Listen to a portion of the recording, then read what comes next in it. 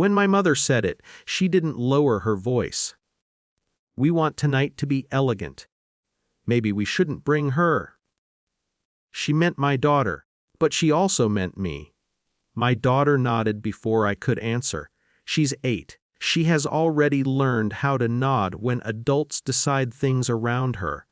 That small movement, the way she straightened her back as if she understood the rules of elegance, stung more than my mother's words.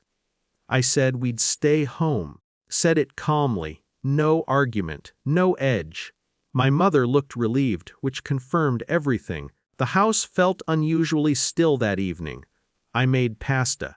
We lit a candle on the kitchen table because my daughter likes pretending we're in a restaurant. She asked what elegant meant. "Usually," I said, "it means careful." She thought about that. Are we not careful?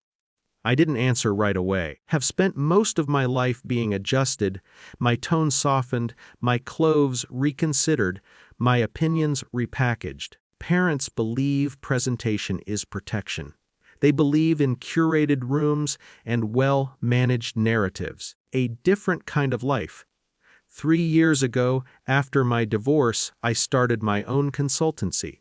It was small at first, late nights, cautious clients. It grew quietly. Most of my contracts come from referrals now. I don't advertise. I don't need to.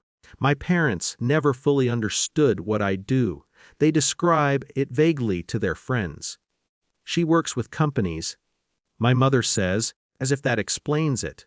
So I sent a gift basket, not extravagant, not flashy, thoughtful. Inside were curated items from 3 local businesses I advise, artisan chocolates from a boutique that recently expanded, limited release olive oil from a client who just signed national distribution, handwritten card congratulating my parents on hosting such an important evening. At the bottom, beneath the tissue paper, placed embossed invitations to a charity gala my firm was co-sponsoring next month. Black tie, downtown. Venue name alone carries weight in this city. No note explaining. No message hidden between the lines. Just inclusion. Wasn't there when she opened it, but my cousin called me the next morning. "She went pale," he said, when she saw the gala card. Apparently my mother had opened the basket in front of several guests.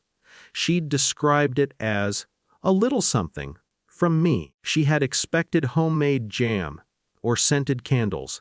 Instead, guests recognized the brands immediately. One of them, the wife of a board member, had mentioned she'd been trying to connect with the consultancy behind the olive oil's expansion.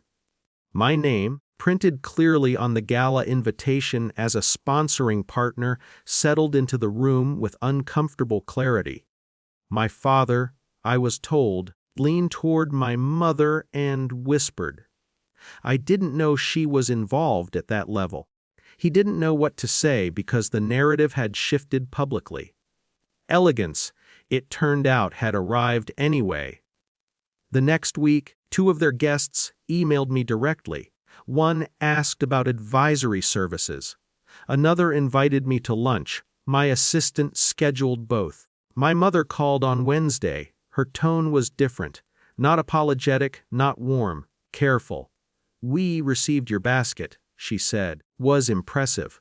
"I'm glad," I replied. A pause. "We didn't realize you were sponsoring events like that. Realize I needed to submit updates," I said, still calm. Another pause. Longer this time. She didn't argue. She didn't correct me. For once, she seemed to understand that correction would not land the same way. My daughter has stopped asking about elegance. Instead, she asked last night if we could host something at our house. Fancy, she clarified, just nice.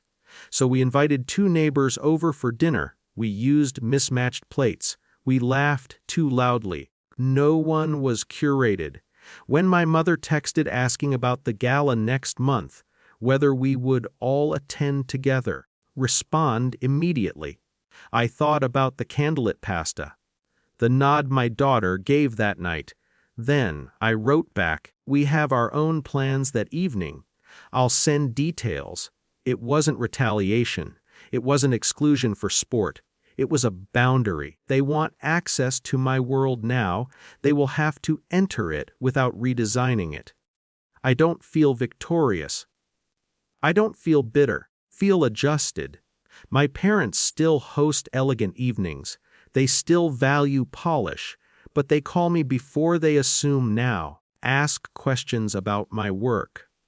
They refer to it by name. Something shifted when that basket was opened, because it embarrassed them, but because it made them recalibrate.